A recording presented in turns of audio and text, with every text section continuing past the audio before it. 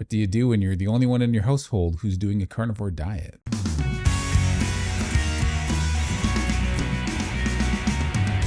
Hey, what's shaking bacon? My name is Bruno Panucci. I hope you're doing well. So I started the carnivore diet in 2018, but I haven't been consistent with it till 2001.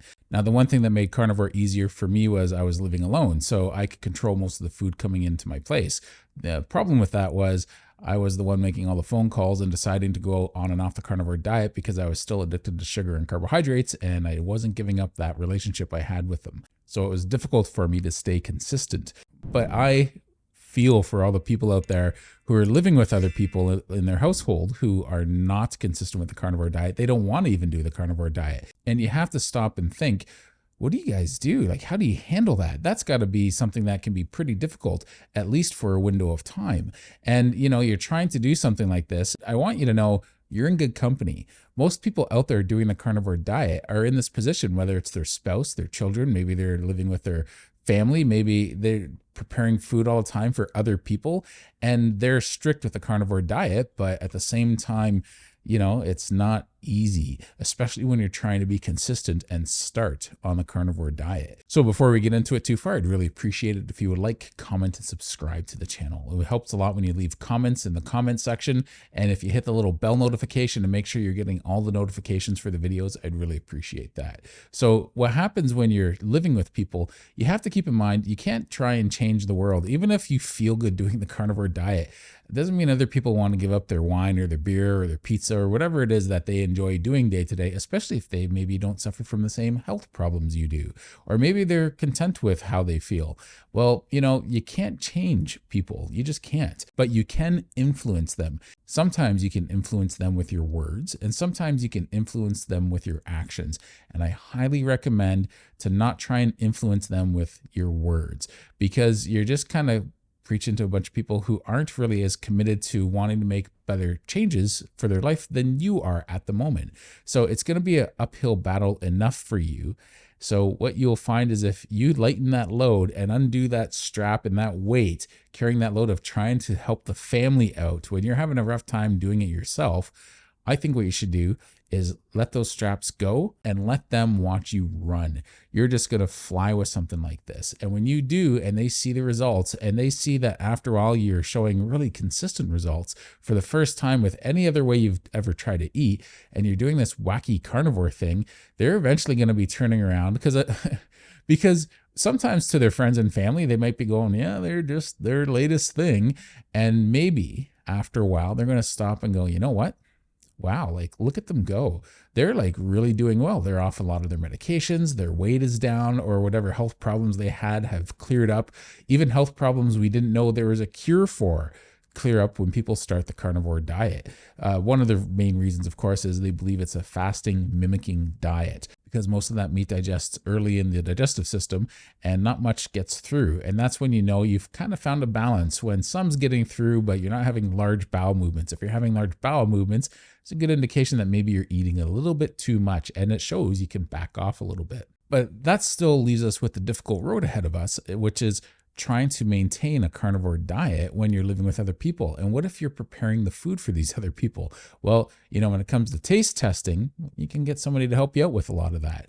When it comes to preparing the food, maybe you can start involving the kids in more of that process. Maybe they're getting to that age where they need to learn how to cook. It doesn't hurt to have a lot of people in the family helping out with some of these chores. It shouldn't always fall down on your shoulders. It's good that other people learn to have some independence in the kitchen. It shouldn't always be just on you. And speaking of other people in the house, how many people out there have teenagers or children that became vegetarians or vegans, and you still offered them support? You were like, okay, that's your choice. I'm not going to force what you put into your mouth.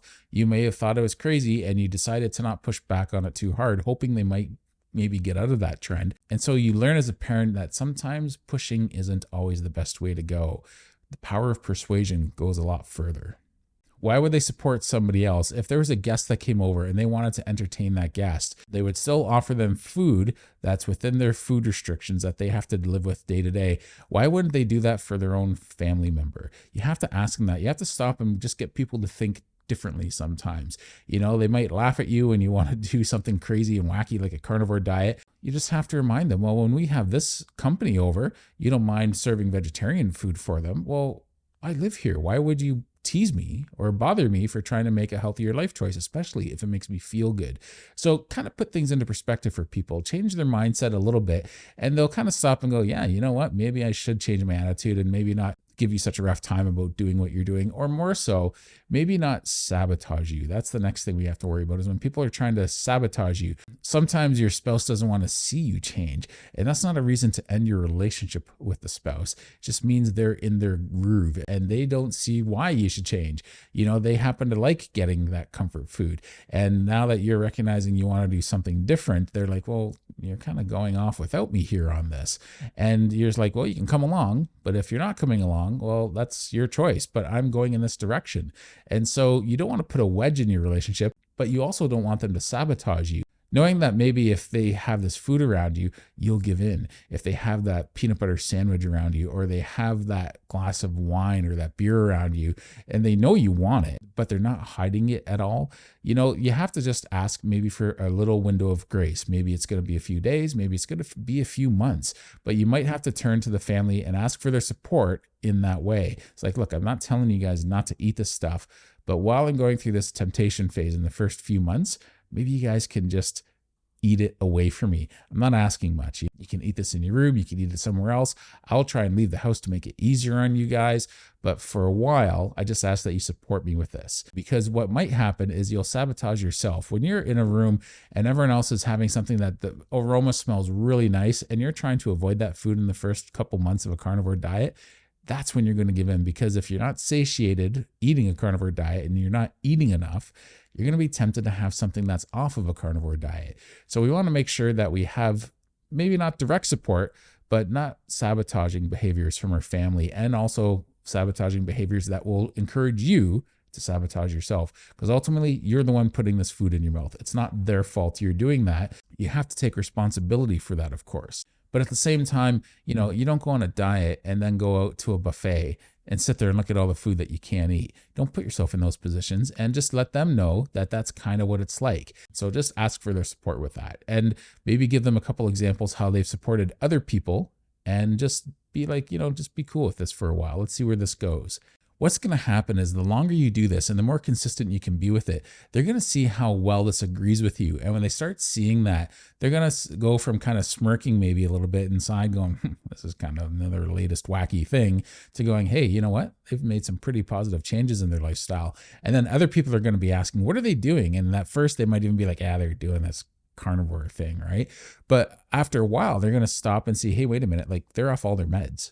Or, hey, wait a minute, they've lost a lot of weight.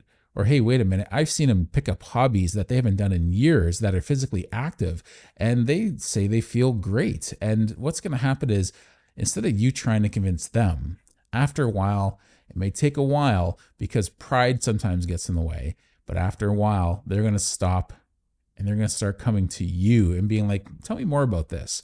And they're going to see your habits and they're going to see that it works. And I've seen this happen with people. I've seen it where they see the positive effects of cutting down or cutting out carbohydrates has on a person.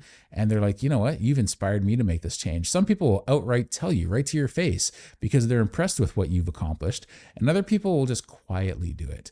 And those are the people that sometimes you're living with. So when you do this and other people start asking like, what's Bob been doing? He's been doing this carnivore diet. Well, man, you can't argue with those results. That's the attitude that's going to be spoken around you, sometimes behind your back, right? And that's when people are going to get really curious. And that's when you have to watch that you don't just tell them everything and go on about everything. No matter how curious they are, hold back a little bit. Keep them wanting more. And when you set the example that you've put your life in order, starting with your diet, and everything else has fallen in place, it's going to inspire other people. So make sure you lead by example. That's the main thing I think you need to do when you're doing a carnivore diet with the rest of your family living in that same house. Lead by example. Don't try talking to them too much about it. Talk to them as little as you have to in the beginning about it until you get to where you want to be. Let the results speak for themselves. Thanks a lot and take care.